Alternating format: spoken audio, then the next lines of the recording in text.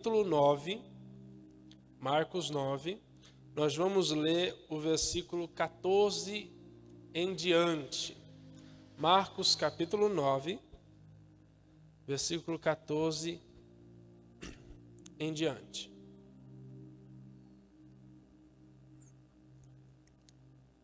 Os irmãos encontraram, diz assim: E quando se aproximou dos discípulos, viu ao redor deles grande multidão e alguns escribas que disputavam com eles. E logo toda a multidão, vendo-o, ficou espantada, e correndo para ele o saudaram, e perguntou aos escribas: Que é que discutis com eles?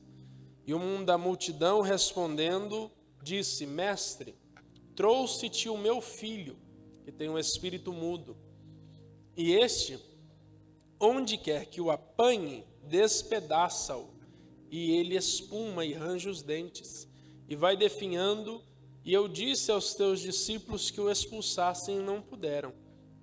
E ele respondendo-lhes, disse: Ó geração incrédula, até quando estarei convosco? Até quando vos sofrerei ainda? Trazei-mo.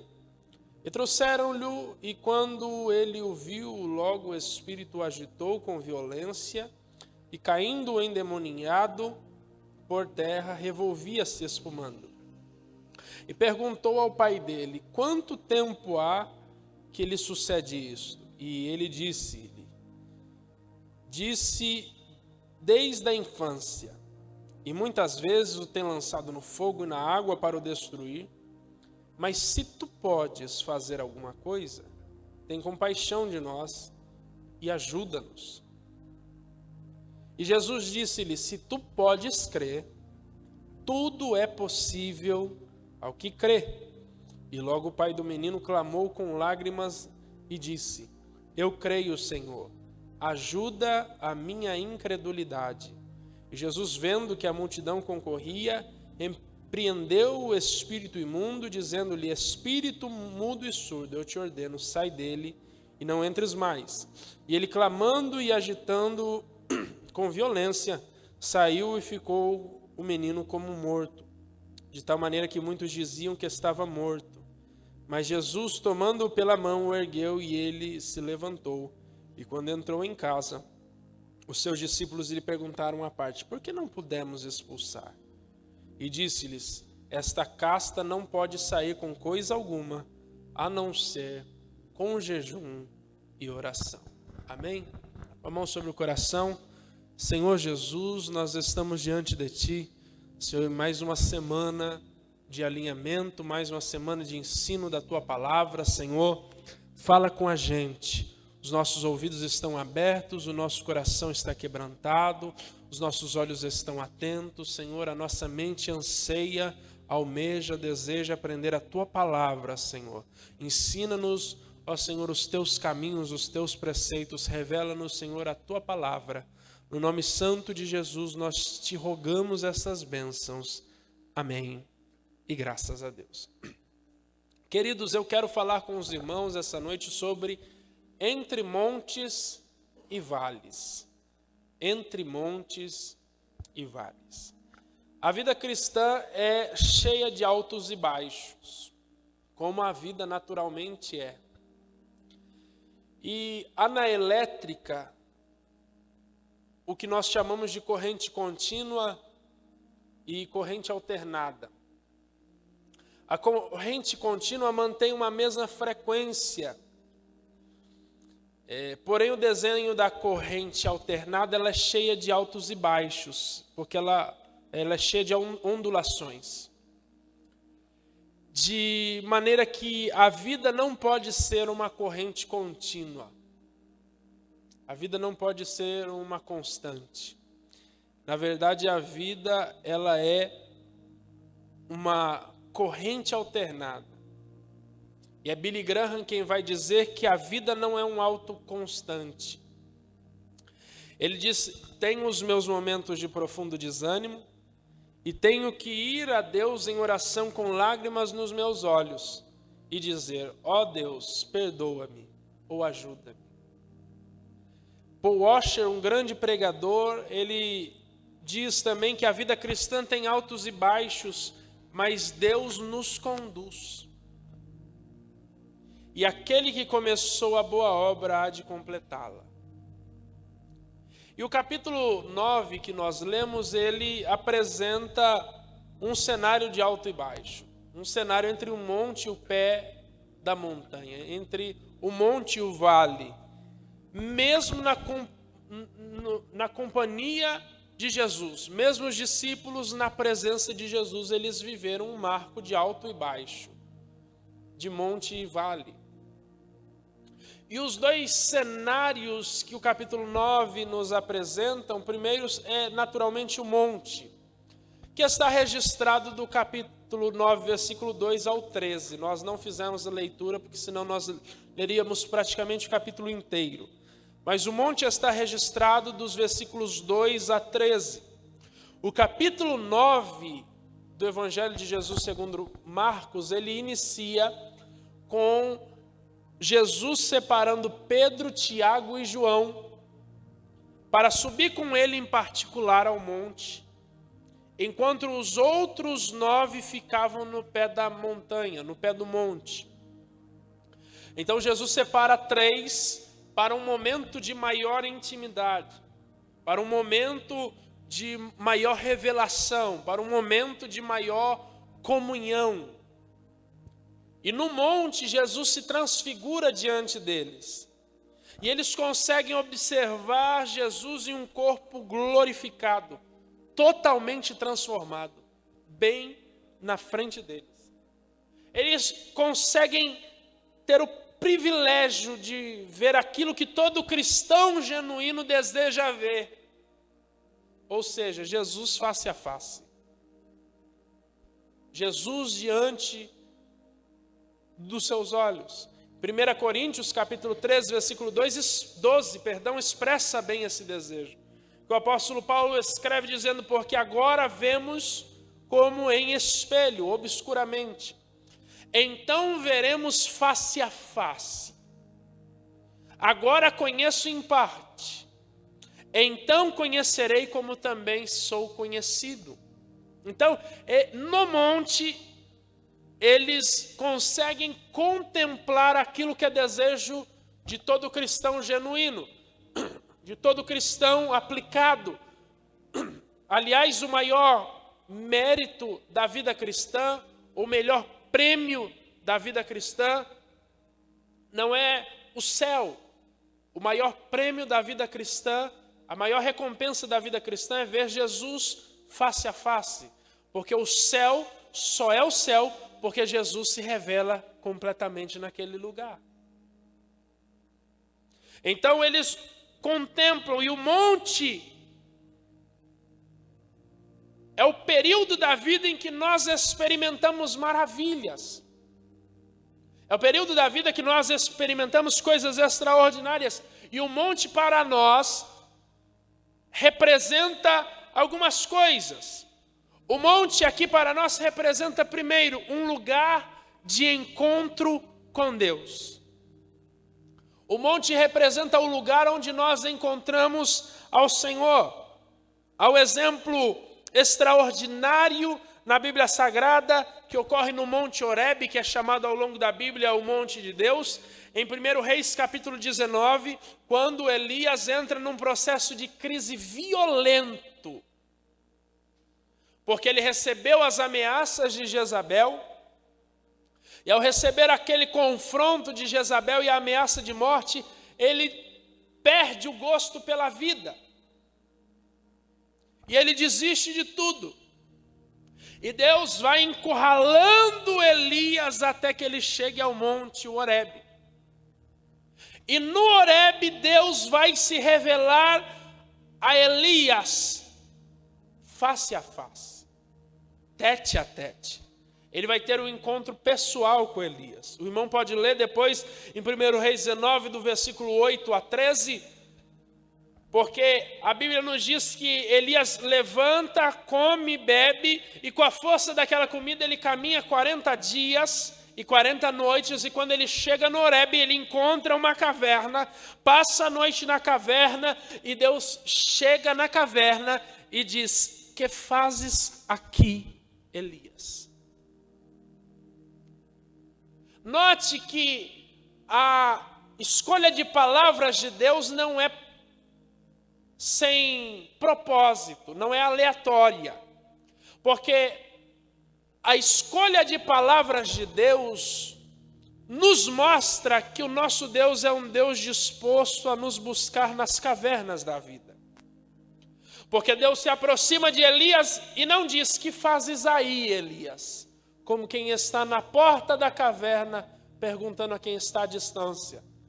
Ele se aproxima como quem está próximo, face a face, em proximidade, e pergunta: que fazes aqui, Elias?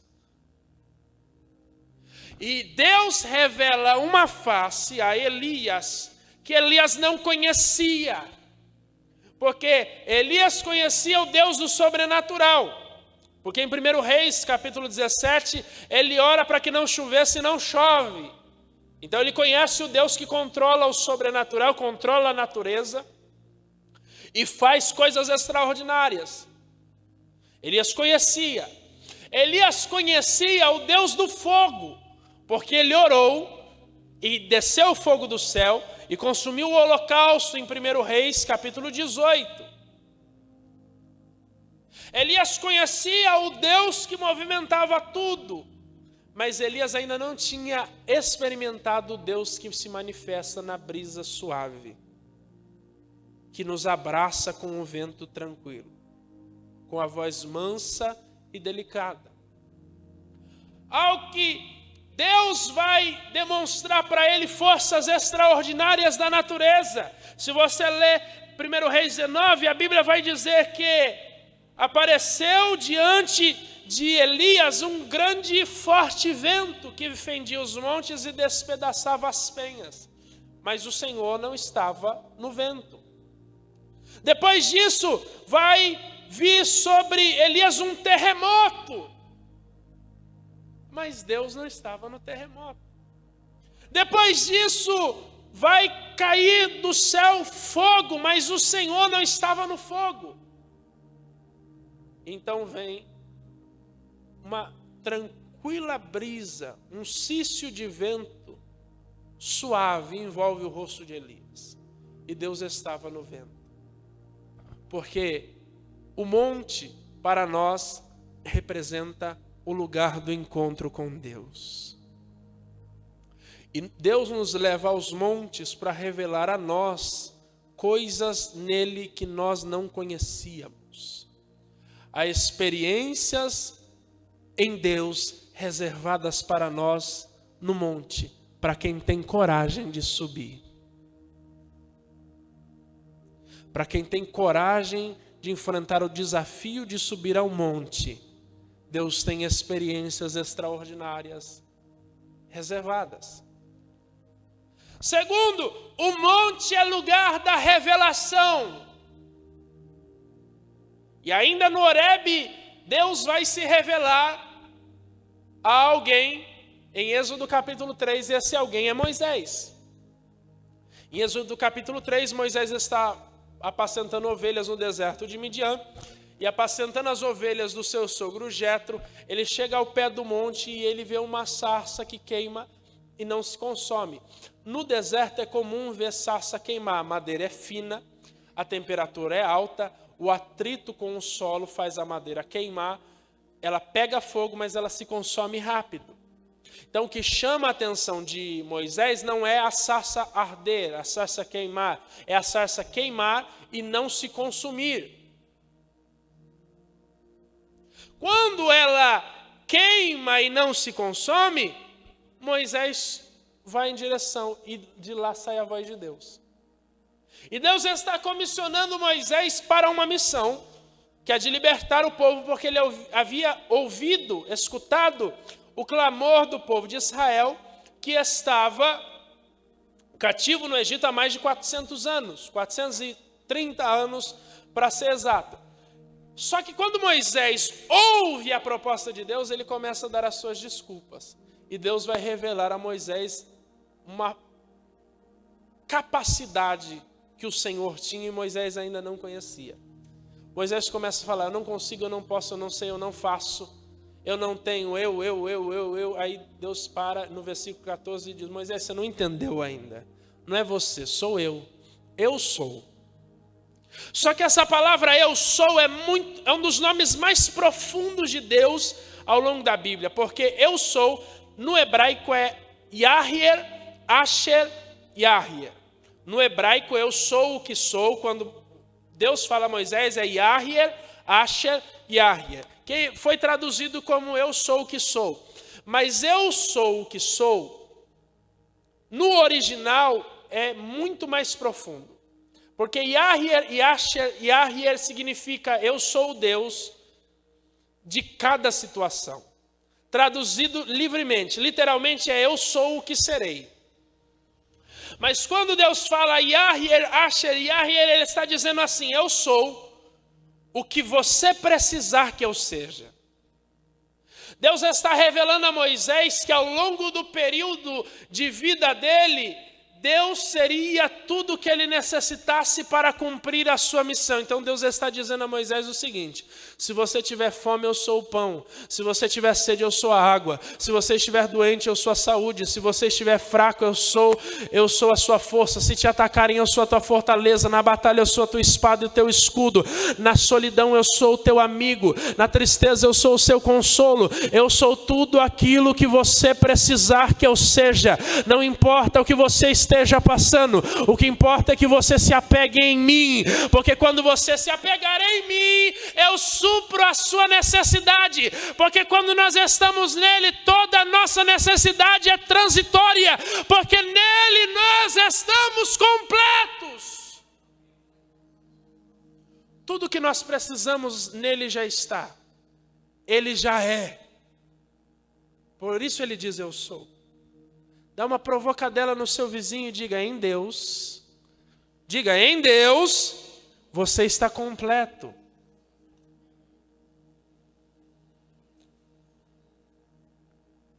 Em Deus nós estamos completos. Então Deus revela a Moisés no monte. Terceiro, o monte representa para nós também um lugar de confronto. O monte representa um lugar de confronto. Em 1 Reis capítulo 18, a partir do versículo 20, Elias vai reunir os profetas de Baal no Monte Carmelo, e ele vai reunir todo o povo e vai confrontar no monte o povo. No capítulo 18 de 1 Reis, versículo 21, ele vai dizer: até quando cocheareis em dois pensamentos? Se o Senhor é Deus, seguiu. Se é Baal, seguiu. Porém o povo nada lhe respondeu. Mas o confronto vem no monte. E ele fala ao povo: até quando cocheareis? Cochear é manquejar.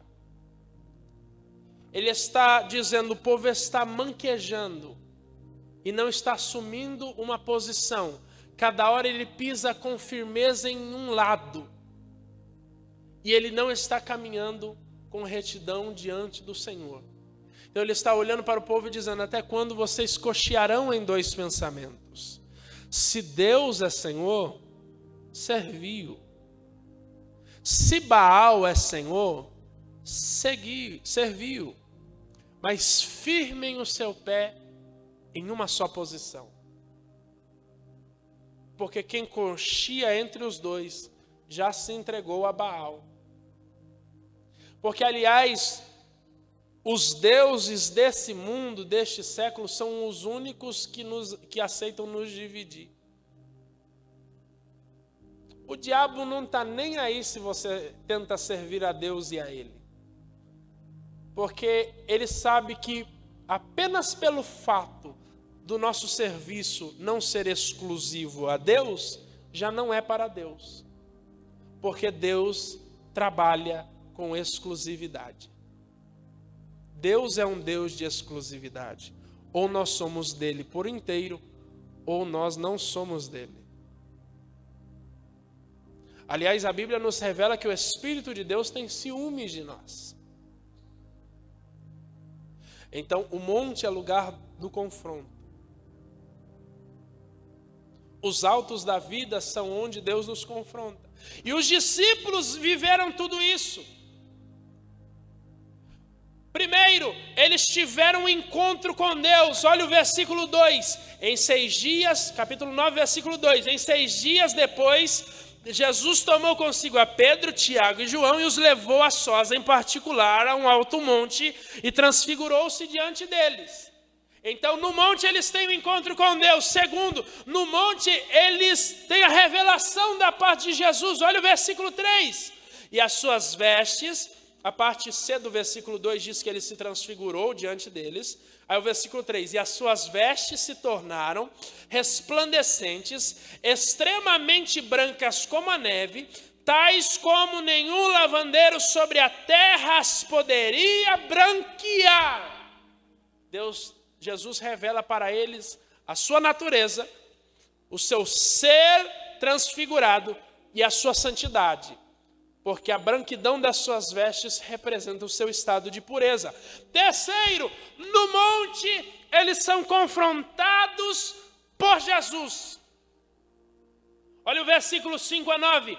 E Pedro, tomando a palavra, disse a Jesus: Mestre, é bom que estejamos aqui. Façamos 3 cabanas, uma para ti, outra para Moisés e outra para Elias. Pois não sabiam o que diziam, porque estavam assombrados. E desceu uma nuvem que os cobriu com a sua sombra, e saiu da nuvem uma voz que dizia: Este é meu filho amado, a ele ouvi. E subitamente, tendo olhado em redor, ninguém mais viram, senão só Jesus com eles. E descendo eles do monte, ordenou-lhes que a ninguém contassem o que tinha visto, até que o Filho do Homem ressuscitasse dentre os mortos. Eles são confrontados pela glória de Deus, porque Jesus era santo, e a santidade de Deus por si só nos confronta. Nós temos isso em Isaías capítulo 6. A Bíblia nos mostra que Isaías está no templo, o céu se abre e ele vê o trono de Deus. E os serafins que cantam: Santo, Santo, Santo é o Senhor, toda a terra está cheia da sua glória. Quando ele termina de ouvir este cântico, ele se prostra e diz: Ai de mim, que vou perecendo, porque habito no meio de um povo de impuros lábios e sou homem de lábios impuros, e os meus olhos viram ao Senhor. Quem confrontou Isaías para que ele admitisse que era pecador? Quem chegou para Isaías, colocou o dedo na cara dele e disse: Você é um homem de lábios impuros e habita no meio de um povo de impuros lábios? Ninguém. O que confrontou Isaías foi a própria santidade de Deus. Quando ele vê ao Senhor, ele reconhece, ao observar a Deus, que ele era um homem pecador e que Deus era santo. Então a santidade de Deus por si só nos confronta. A santidade de Deus por si só nos confronta. Agora, mais do que pela santidade de Deus, os discípulos são confrontados, eles também são confrontados pela realidade de que deveriam retornar ao pé da montanha, ao pé do monte. E com isso eles lembram que a vida cristã não é só permanecer no monte, nas experiências extraordinárias, na revelação maravilhosa de quem Jesus é, mas a vida cristã também é passar pelos vales. E aí nós lembramos a fala do apóstolo Paulo em Filipenses capítulo 4, versículo 12 e 13, quando ele diz: Tanto sei estar humilhado como ser honrado. De tudo em todas as circunstâncias já tenho experiência, tanto de fartura como de fome, assim de abundância como de escassez. Tudo posso naquele que me fortalece. E é interessante porque quando nós ouvimos esse texto, o versículo 13 do capítulo 4 de Filipenses, nós ouvimos essa frase, parece doce: tudo posso naquele que me fortalece. Então eu posso ter a Hilux. Mas o apóstolo Paulo não está dizendo: eu posso alcançar todos os meus objetivos, todos os meus projetos, todos os meus sonhos. Não, com Deus eu posso passar por tudo. Ele está dizendo, com Deus eu posso passar por tudo. Pelo vale, pelo monte, pela falta, pela sobra, pela escassez, pela abundância, pela honra, pela desonra. Com Deus eu posso enfrentar tudo o que a vida me propor. Porque eu tudo posso naquele que me fortalece. E agora os discípulos retornam e a Bíblia nos apresenta o segundo cenário, que é o vale, o pé da montanha, que está dos versículos 14 a 29. Agora os discípulos retornam ao pé do monte, e no pé do monte há uma dificuldade. Os 9 discípulos tinham tentado, porque Jesus sobe com 3, ficam 9. Os 9 discípulos que ficaram tinham tentado expulsar o demônio de um menino, mas sem sucesso algum. E agora Jesus chega a eles e vê eles discutindo com os escribas. Os discípulos que ficaram tentaram expulsar o demônio, não conseguiram, Jesus desce, e quando Jesus desce, ele vê os 9 discutindo com os escribas. Provavelmente os escribas estavam zombando dos discípulos pela falta de sucesso em expulsar o demônio. Provavelmente. E Jesus começa a interrogar, tanto que nós lemos aqui no capítulo 9, que Jesus pergunta aos escribas, que é que discutis com eles? Então vai surgir um homem da multidão, e este homem é pai do menino, e vai esclarecer a situação. Eu trouxe o meu menino, apresentei aos discípulos, e pedi para que eles expulsassem o demônio do menino. E eles não puderam. E já há muito tempo o meu filho tem sofrido. Porque o demônio, aonde o pega, o lança ou no fogo ou na água, e muitas vezes o tenta destruir. Jesus para, e Jesus ele vai responder bruscamente no versículo 19, chamando aquela geração de incrédula. E a palavra incrédulo aqui vem do grego, apistos. E essa palavra significa sem confiança em Deus. Quando ele chama aquela geração de incrédulos, ele está dizendo que aquelas pessoas em redor não confiavam em Deus. Por quê? Porque Jesus já havia dado aos discípulos poder para expelir os demônios. Jesus já havia entregado poder. Em Marcos capítulo 6, versículo 7, a Bíblia diz que Jesus chamou os 12 discípulos e passou a enviá-los de 2 em 2, dando-lhes autoridade sobre os espíritos imundos. No mesmo capítulo, Marcos capítulo 6, no versículo 13, a Bíblia diz que eles expeliam muitos demônios e curavam numerosos enfermos, ungindo-os com óleo. Quem expulsava os demônios aqui? Os discípulos, porque eles receberam autoridade para isso.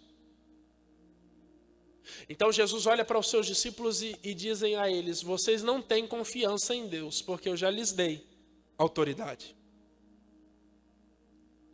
Eu já lhes dei autoridade. Até há um texto muito interessante que está em Lucas 10, versículo de número 19, que diz assim: eis que vos dou poder para pisardes em serpentes e escorpiões e sobre toda a força do inimigo, e nada vos fará dano algum. Eu vos dou poder. Eu vos dou poder. Havia poder sendo liberado sobre a vida dos discípulos e eles podiam utilizar, mas faltou a confiança em Deus. No vale é o momento em que nós mais devemos recorrer à fé e à confiança em Deus. Porque se a nossa confiança vacilar, a gente cai.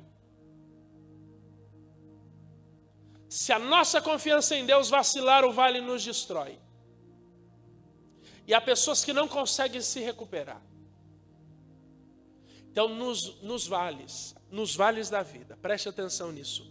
Corra para Deus, como a criança corre desesperada para o colo da mãe.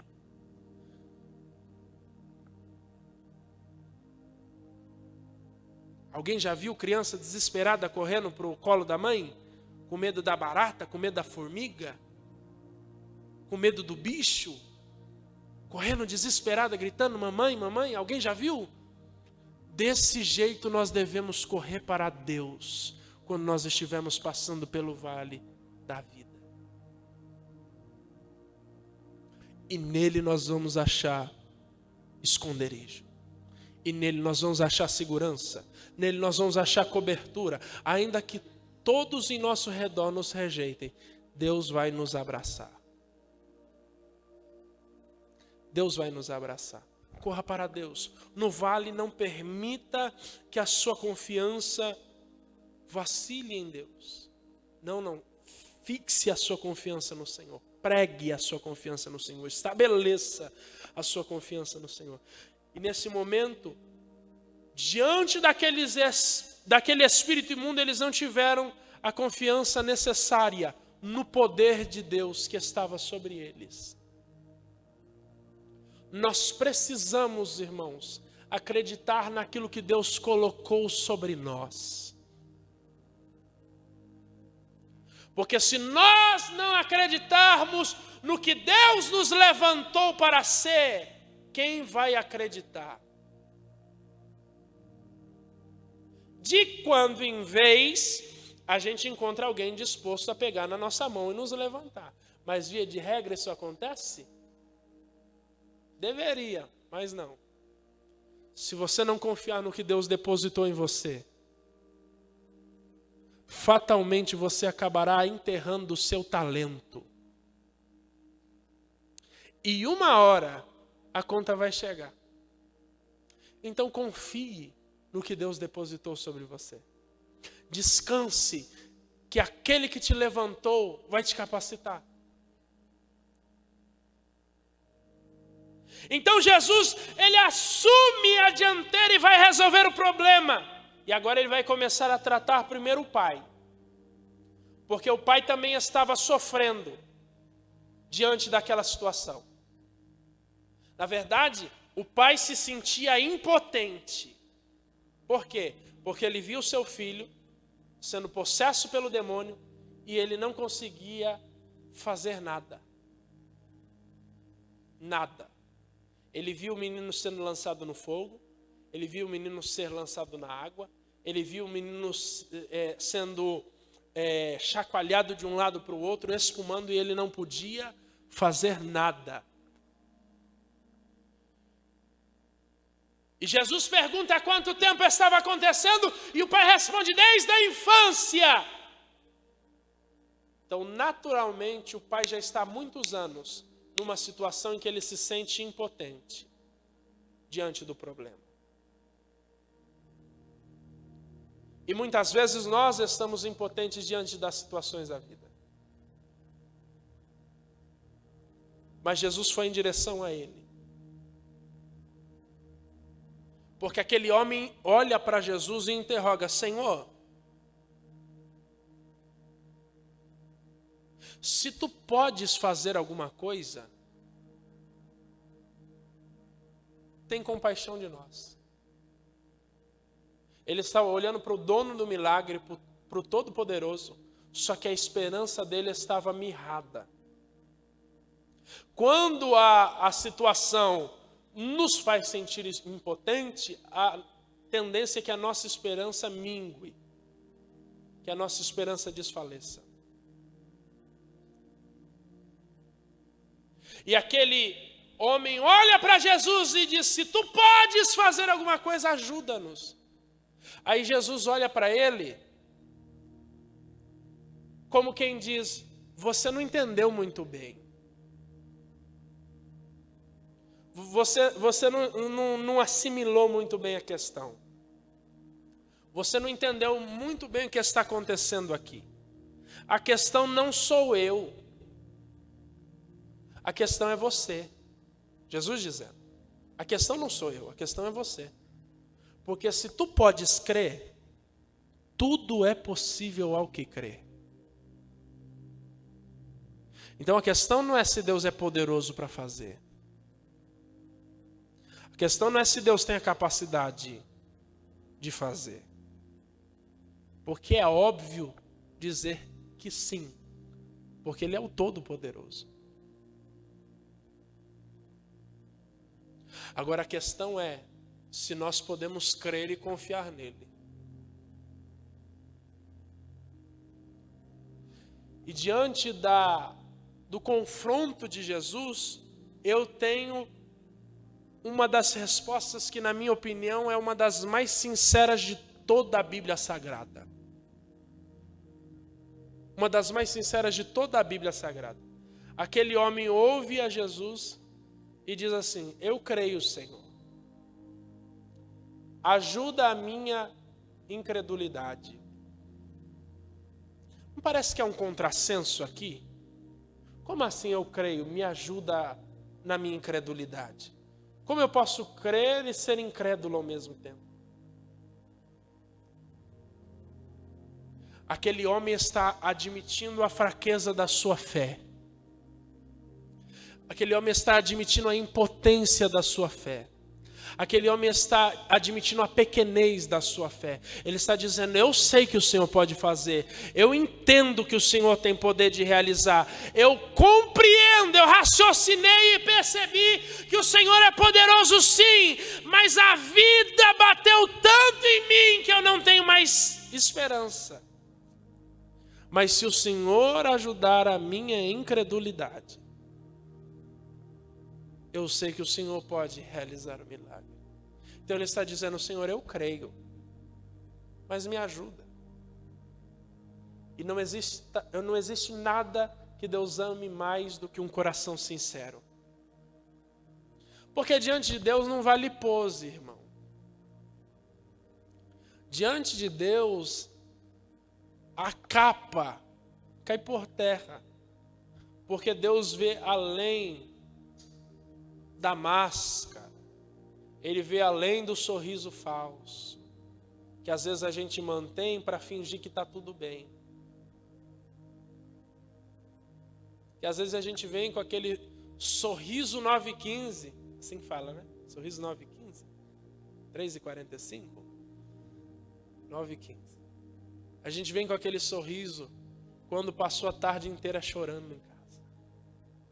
A gente chega no trabalho com aquela cara sorridente, mas passou a madrugada inteira chorando no travesseiro. A gente chega com um sorriso em casa, vai correndo tomar banho para esconder as lágrimas no chuveiro. Deus sabe. Porque diante dele a nossa dor não passa batido e Deus não é indiferente à nossa dor. Eu vou repetir isso: Deus não é indiferente à nossa dor. Então, não existe nada que Deus ame mais do que um coração sincero. Se você tem que ser sincero e escrachado para alguém, esse alguém tem que ser Deus. É ter a capacidade de dobrar o joelho e dizer: Deus, está tudo mal. Nossa! É ser sincero: Deus, está difícil. Deus, eu queria chutar o pau da barraca. Eu queria chutar o balde. Só tem expressão com chutar, né? Muita violência. Então, ser sincero. Deus ama a sinceridade. Aliás, em Salmos de número 51, versículo 17, verso 17, diz: sacrifícios agradáveis a Deus são o espírito quebrantado e o coração contrito. Não desprezará o Senhor. Deus não despreza um coração quebrantado. Deus aguenta a sua dor, irmão. Às vezes você tem medo de se abrir com algumas pessoas, porque tem medo das pessoas não aguentarem aquilo que você tem para dizer. Mas Deus aguenta. Pode lançar em oração ao Senhor. Deus aguenta a sua dor. Deus aguenta a sua dor. Seja sincero. Salmo de número 24, verso 3 e 4 diz: quem subirá ao monte do Senhor? Quem há de permanecer no teu santo lugar? O que é limpo de mãos e puro de coração, que não entrega a sua alma à falsidade, nem jura dolosamente. O coração que não é falso poderá habitar na presença do Senhor. Seja sincero. Seja sincero. Porque não há ninguém mais interessado do que Deus em transformar a sua vida. Não há ninguém mais interessado do que Deus em te ajudar, em te levantar, em te transformar, em te capacitar, em te salvar, em cuidar de você, em sarar os seus traumas. Talvez você já ouviu muita proposta boa de pessoas dizendo a você que você podia se abrir, que ela te ajudaria, e elas colocaram o dedo na ferida e abriram mais.